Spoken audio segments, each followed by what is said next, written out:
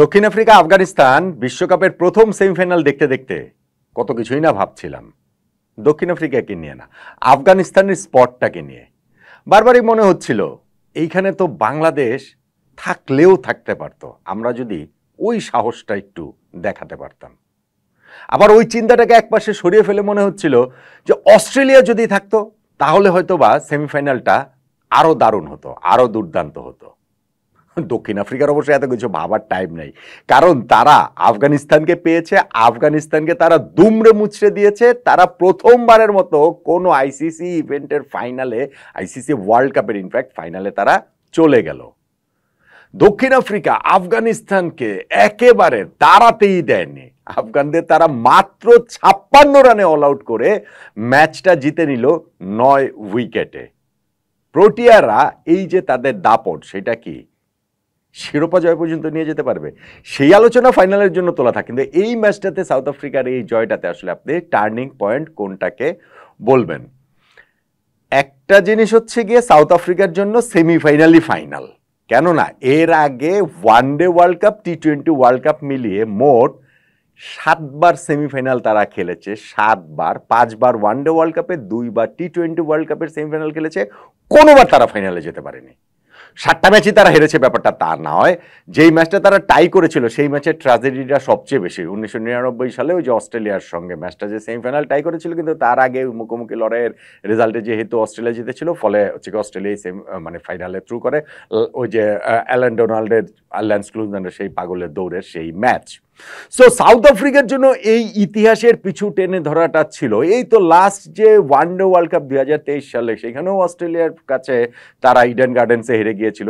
টি-20 world কাপে last যে তারা দুইবারই সেমিফাইনাল ছিল, 2009 এবং হচ্ছে কি 2014-তে, লাস্ট 2014-তে ছিল, সেইখানটাতেও তারা ভারতের কাছে হেরে গিয়েছিল।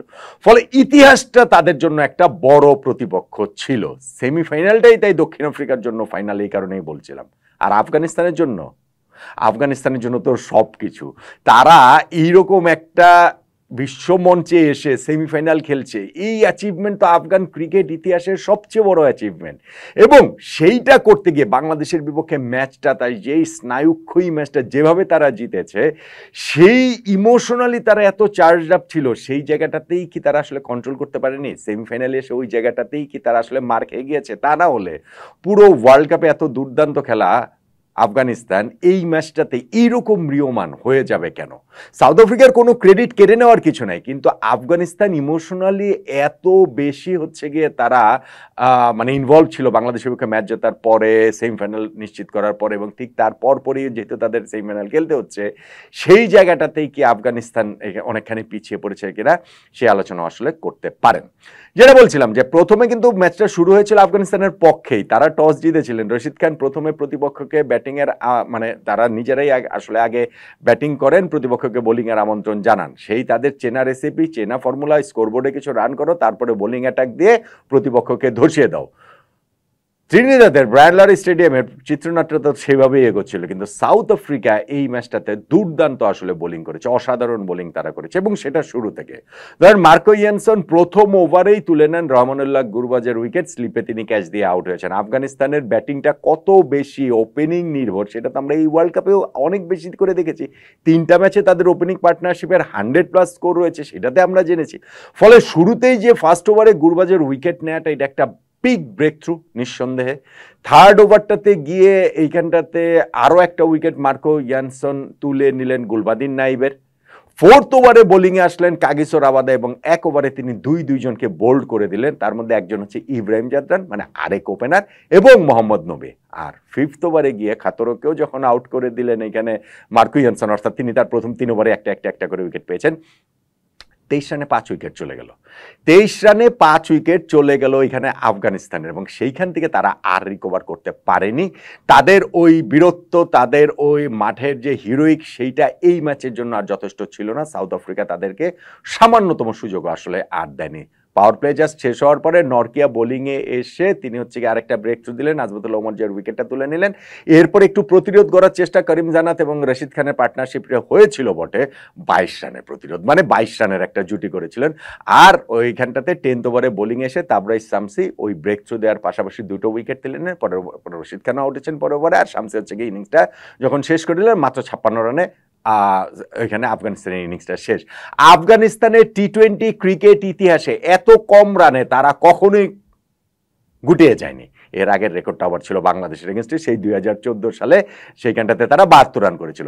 ইনফ্যাক্ট কোনো মানে ছেলেদের কোনো টুর্নামেন্টের নকআউট পর্বে কোনো দল কখনোই এত কম রানে অল আউট হয়নি, এত কম রানে আটকে যায়নি। আফগানিস্তান যে মাত্র 56 রান করেছে, ফলে বুঝতেই পারছেন যে এখানে সাউথ আফ্রিকার বোলাররা কিরকম ডমিনেট ছিল এবং আফগানিস্তানের ব্যাটসম্যানদের কাছে আসলে এর কোনো জবাবই ছিল না। এখন এটার এই 56 রান ডিফেন্ড করতে নেমে কি কিছু হবে নাকি?